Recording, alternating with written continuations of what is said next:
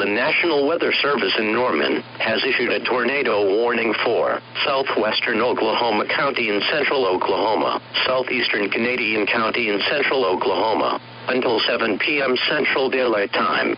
At 6:23 p.m. Central Daylight Time, National Weather Service meteorologists and storm spotters were tracking a large and extremely dangerous tornado 6 miles southeast of Reno.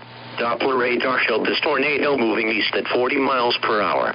This is a tornado emergency for Yukon, Richland, Wiley Post Airport, Bethany, and the Village. Take immediate tornado precautions now. In addition to a tornado, dangerous and extremely large destructive hail up to softball size is expected with this storm. Locations impacted include El Reno, Yukon, Bethany, Mustang, War Acres, and Richland. This is an extremely dangerous and life-threatening situation.